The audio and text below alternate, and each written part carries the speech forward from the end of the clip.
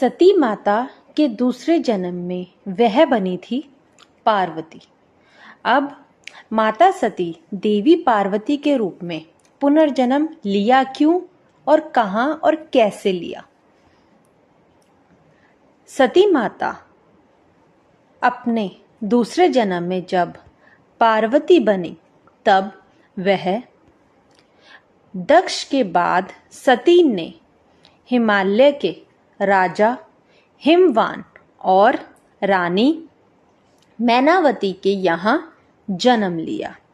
मैनावती और हिमवान को कोई कन्या नहीं थी, तो उन्होंने आदि शक्ति की प्रार्थना की। आदि शक्ति माता सती ने उनके यहाँ कन्या के रूप में जन्म लेने का वरदान दिया। दोनों ने उस कन्या का नाम पार्वती रखा। पार्वती अर्थात पर्वतों की रानी। इसी को गिरिजा, शैलपुत्री और पहाड़ों वाली रानी कहा जाता है। माना जाता है कि जब सती के आत्मदाह के उपरांत विश्व शक्तिहीन हो गया, उस भाव्य स्थिति में श्रेष्ठ महात्माओं ने आदि शक्ति देवी की आराधना की। तारक नामक दैत्य सबको परास्त कर त्रिलोक्य पर एकाधिकार जमा चुका था। ब्रह्मा ने उन्हें शक्ति भी दी थी और यह भी कहा था कि शिव के औरस पुत्र को हाथों से मारा जाएगा। वह शिव के औरस पुत्र के हाथों मारा जाएगा। शिव को शक्तिहीन और पत्नीहीन देखकर तारक आदि दैत्य प्रसन्न थे, परंतु देवतागण देवी के शरण में गए। देवी ने हिमालय हिमवान की एकांत साधना से प्रसन्न होकर देवताओं से कहा, हिमवान के घर में मेरी शक्ति गौरी के रूप में जन्म लेगी। शिव उससे विवाह करके पुत्र को जन्म देंगे तो तारक का वध करेगा। भगवान शिव को पति के रूप में प्राप्त करने के लिए उन्होंने देवऋषि के कहने पर मां पार्वती वन में तपस्या करने चली गई।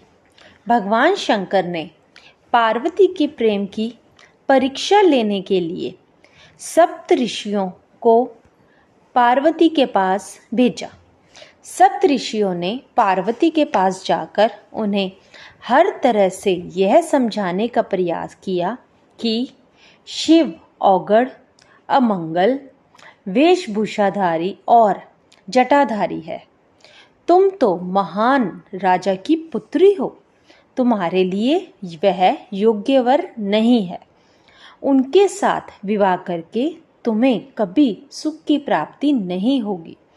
तुम उनका ध्यान छोड़ दो। अनेक यत्न करने के बाद भी पार्वती अपने विचारों में दृढ़ रही। उनकी दृढ़ता को देखकर सप्तऋषि अत्यंत प्रसन्न हुए और उन्होंने पार्वती को सफल मनोरथ होने का आशीर्वाद दिया और वह पुण्य शिवजी के पास आ गए। सप्त ऋषियों ने पार्वती के अपने प्रति दृढ़ प्रेम का वृत्तांत सुनाया। भगवान शिव अत्यंत प्रसन्न हुए और समझ गए कि पार्वती को अभी में अपने सती के रूप में स्मरण है। सप्त ऋषियों ने शिवजी और पार्वती के विवाह का लगन मुहूर्त आदि निश्चित कर दिया। अब हम जानेंगे आगे कि पार्वती और शिवजी जी का विवाह हुआ। पार्वती और शिवजी जी का विवाह जब उन्होंने सप्त ऋषियों ने निश्चित कर दिया, तब निश्चित दिन पर शिवजी बारात लेकर हिमालय आ गए। हिमालय के घर आए। वे बैल पर सवार थे। उनके एक हाथ में त्रिशूल और एक हाथ में डमरू था। उनकी बारात में समस्त दैत्य और देवताओं के साथ उनके गण, भूत, प्रेत, पिशाच आदि भी थे। सारे बाराती नाच गा रहे थे। यह बारात अत्यंत ही मनोहारी और विचित्र थी।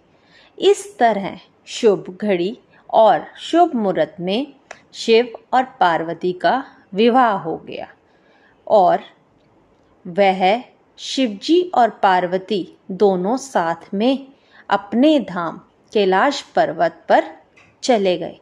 परंतु एक मान्यता और भी है कि जब इनका विवाह हुआ, लेकिन उससे पहले एक मान्यता के अनुसार राजा हेमवान ने पार्वती के मन की इच्छा जानकर एक पुरोहित और एक नाई को कैलाश पर्वत पर भेजा।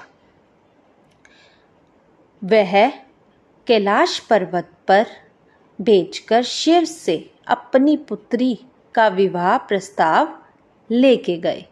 शिव के पास विवाह का प्रस्ताव लेकर पहुंचे पुरोहित और नाई के सामने शिव ने अपनी निधारता और साधुता इत्यादि की और संकेत करके कहा कि इस विवाह के औचित्य पर पुनः विचार करना चाहिए। पुरोहित के बार बार आग्रह पर शिव मान गए। शिव ने पुरोहित और नाई को विभूति प्रदान की। नाई ने वह विभूति मार्ग में ही